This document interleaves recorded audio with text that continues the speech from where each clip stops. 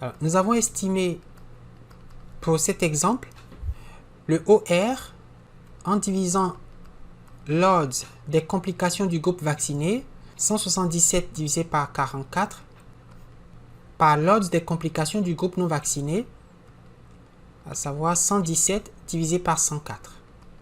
Alors, je vais écrire OR chapeau pour indiquer qu'il s'agit d'une estimation ponctuelle du véritable OR. Donc, c'est le odds ratio estimé sur l'échantillon. Et il est estimé, on l'a vu, à 3,58. Et on l'a interprété en expliquant que les femmes vaccinées, ou les participantes du groupe vacciné, ont environ 3,58 fois plus de chances de développer des complications menstruelles par rapport aux femmes du groupe non vacciné. C'est la susceptibilité d'avoir des complications menstruelles pour le groupe des vaccinés en prenant comme référence les femmes non vaccinées. Et on cherche un intervalle de confiance à 95% du véritable odds ratio. Eh bien, on peut obtenir un intervalle de confiance à 95%. N'est-ce pas? Je note CI, confidence interval ou intervalle de confiance, pour le logarithme du rapport des chances du véritable OR. Et cet intervalle de confiance s'écrit ln de OR chapeau, n'est-ce pas? C'est le odds ratio estimé. On prend son logarithme plus ou moins 1,96. Ce 1,96 est le quantile à 2,5% de la loi normale centrée réduite, on l'a vu, multiplié par l'erreur standard du logarithme de OR chapeau. Donc, SE de ln de OR chapeau, que je note simplement SE, c'est la racine carrée de 1 sur A plus 1 sur B plus 1 sur C plus 1 sur D, où A, B, C et D sont les coefficients de la matrice du tableau de contingence 2 par 2. A, B, C, D. Donc A vaut 177, B vaut 44, C vaut 117 et D vaut 104. Alors, ce OR chapeau qu'on a calculé comme 3,58, c'est pour cet échantillon précis. Alors, vous savez qu'il y a des fluctuations d'échantillonnage. Et si on répète cette expérience un très grand nombre de fois, on aura plusieurs ln de OR chapeau. On a donc une distribution de probabilité pour les ln de OR chapeau. Et en supposant, c'est une hypothèse de cette formule, que la distribution des ln de OR chapeau suit une loi normale centrée réduite, c'est pas cette courbe en cloche, alors on peut choisir comme intervalle de confiance à 95% la formule qui dit ln de OR chapeau plus ou moins 1,96 fois l'erreur standard. Alors, que vaut cette erreur standard? Eh bien, l'erreur standard vaut la racine carrée de 1 sur 177 plus 1 sur 44 plus 1 sur 117 plus 1 sur 104 qui vaut 0,2157. Alors, le logarithme du odds ratio estimé, c'est le logarithme de 3,58 qui vaut à peu près 1,27, à peu près. Et par conséquent, l'intervalle de confiance à 95% pour ln de OR, c'est 1,27 plus ou moins 1,96 fois 0,2157. Donc on fait 1,27 moins 1,96 fois 0,2157. La borne inférieure vaut à peu près 0,85 et la borne supérieure 1,70. Nous avons un intervalle de confiance à 95% pour le logarithme du véritable OR. Mais comment trouver l'intervalle de confiance du OR lui-même? Pas son logarithme, mais lui-même. Alors, ce OR est estimé à 3,58. Un intervalle de confiance à 95% pour le véritable OR est obtenu en prenant l'exponentielle des bornes inférieures et supérieures de l'intervalle de confiance du logarithme du OR. N'est-ce pas? Donc, un intervalle de confiance à 95% pour le OR est obtenu en faisant exponentielle de 0,85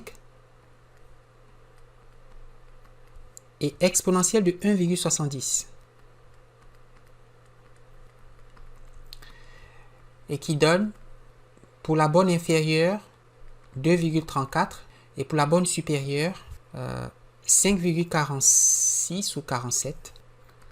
5,47.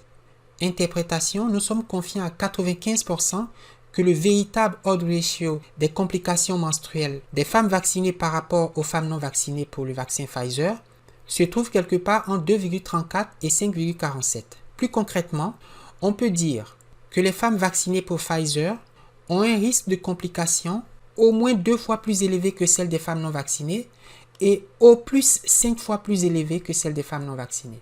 Et nous sommes certains à 95% que les choses en sont ainsi.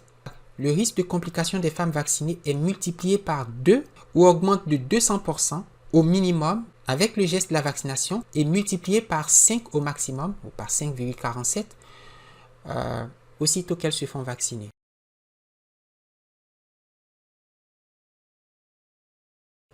Comment utiliser l'intervalle de confiance calculé pour tester l'hypothèse d'association ou d'indépendance entre la variable indépendante et la variable dépendante, entre le vaccin Pfizer et les complications menstruelles? Eh bien, c'est ce que nous allons maintenant examiner.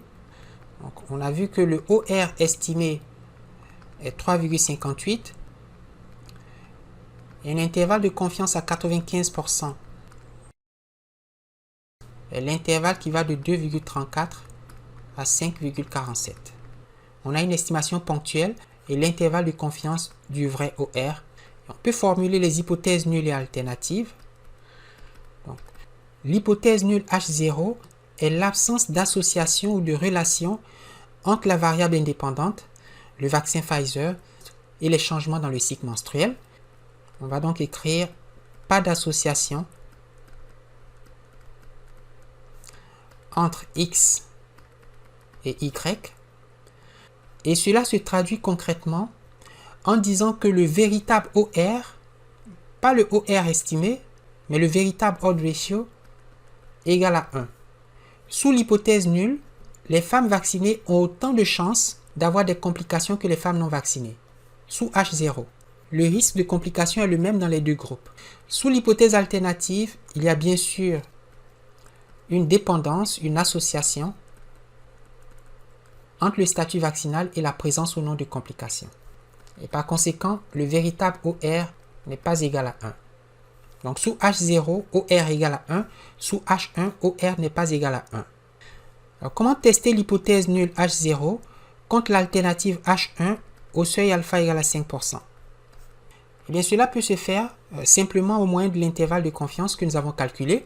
C'est un intervalle de confiance à 95%, donc à 1 moins alpha. Et cet intervalle ne contient pas la valeur de l'odds ratio sous l'hypothèse nulle. Sous H0, il faut que OR soit égal à 1.